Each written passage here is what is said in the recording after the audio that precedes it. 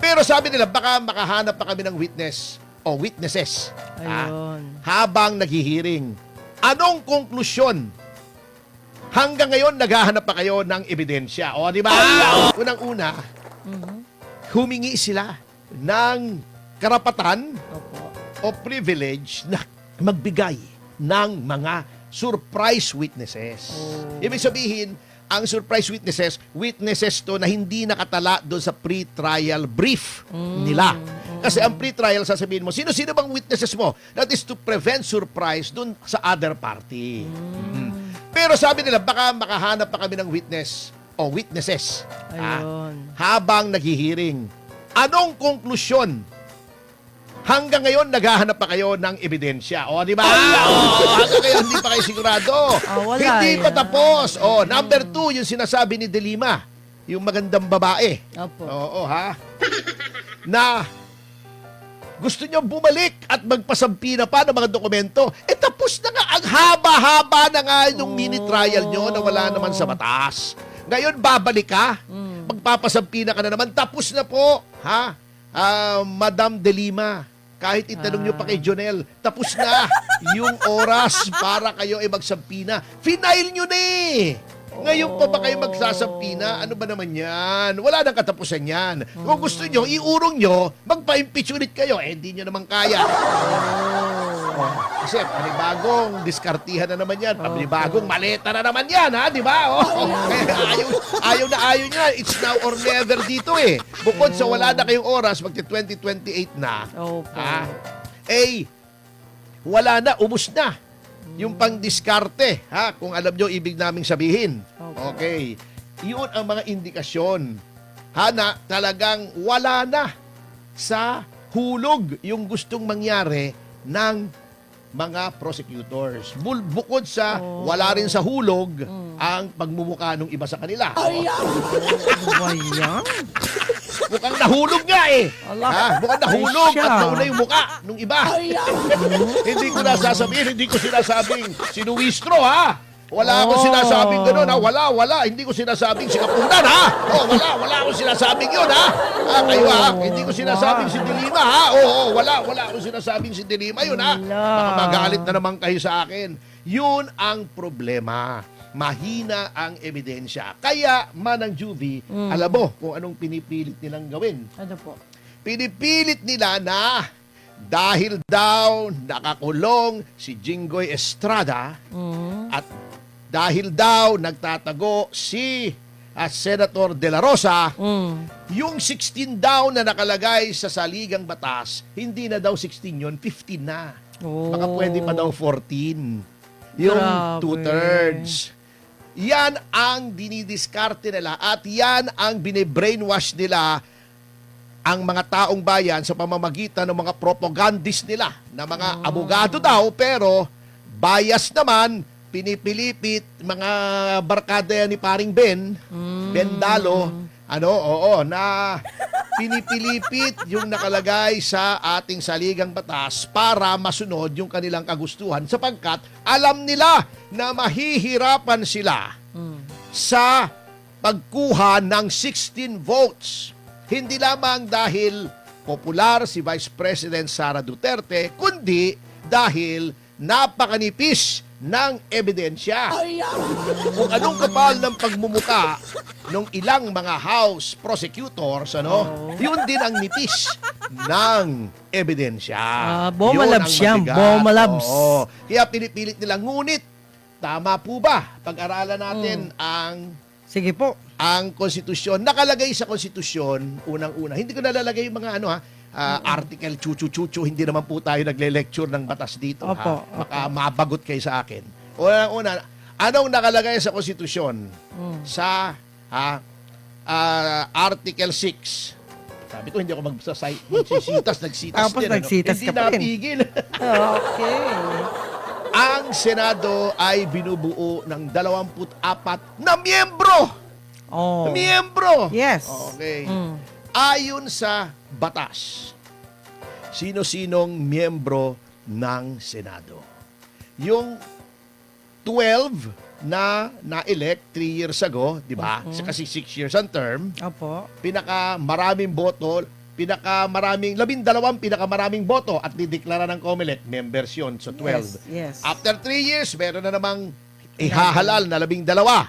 Dineklara ng COMELEC, 24. Okay. Kalahati niya nagpapalit every 3 years. Yan ang Ah, disenyo okay. ng ating konstitusyon. Ayun, maliwanag yun. Maliwanag. Okay.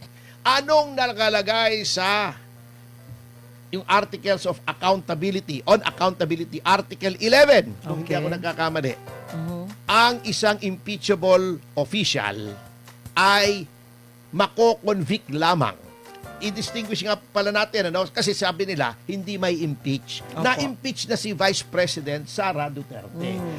Yun pong pag-transmit ng House sa Senado ng Articles of Impeachment after finding probable cause, kahit gaano kasarsuela yung ginagawa nila roon, ay impeach na po si Vice President Sara Duterte. Okay. Ang kailangan ay ma-convict siya.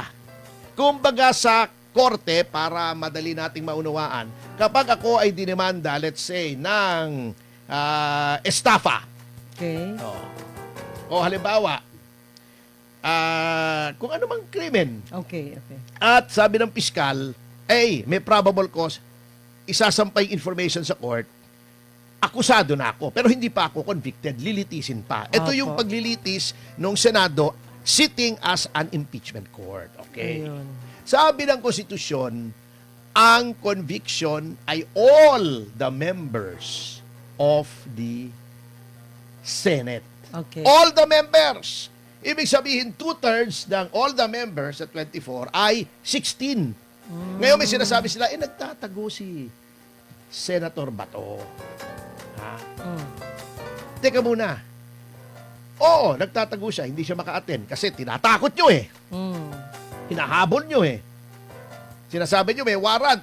Kahit ang opinyon ng marami ay hindi valid yung ICC warrant dito. Yes. Sige, balasubasin nyo na ang soberanya ng Pilipinas para makaharas lang kayo ng kalaban sa politika. Nagtatago. Siya ba ay hindi na miyembro ng Senado? Miyembro pa rin. Miyembro! Oh, Mm.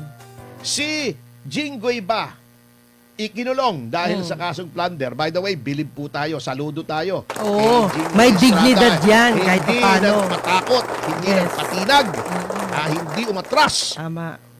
Alam nyo, lalong lumaki ang paghanga ko kay Jinggoy Jinggoy Estrada. Estrada. Anyway, mabalik tayo sa diskusyon. Okay. Okay, sinabi na, suspendido. Mm. Kapag ikaw ay suspendido, hindi mo magawa yung mga katungkulan mo bilang senador. Mm. Ikaw ba itanggal sa pagkasenador? Hindi. Oh, edi 24 pa rin ang member. Yes, 16 oo. pa rin. Iyon. Di ba? Ilan pa rin ang membro? 24. Okay.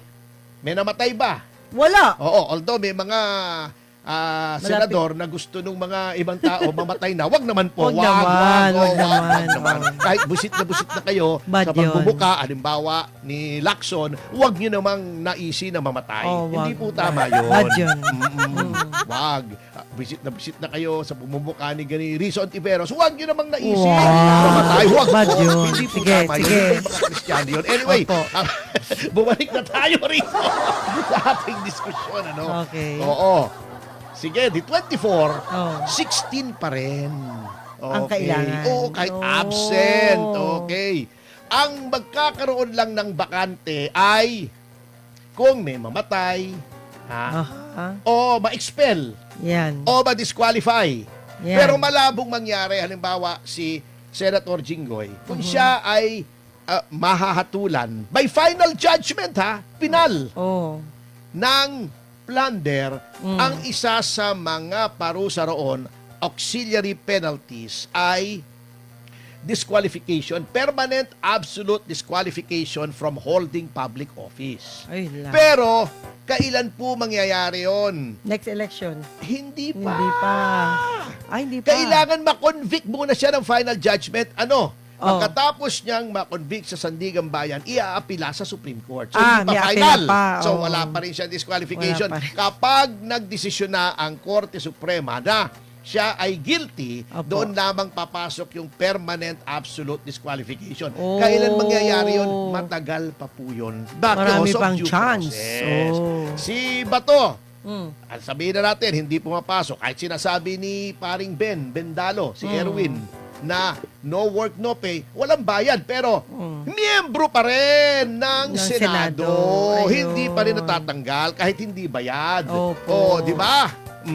Parang tayo. Buhay pa. Broadcaster tayo rito. Wala tayong bayad. Pero, broadcaster pa rin tayo. Di ba? Yo!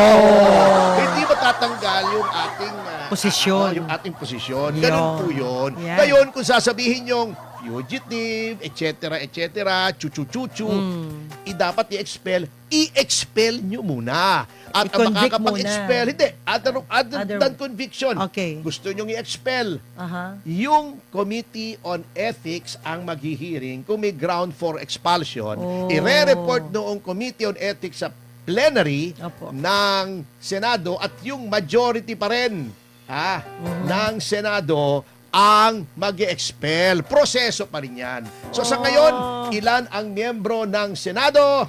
24 pa rin. Walang bakante, walang in-expel, walang namatay, walang nag-resign.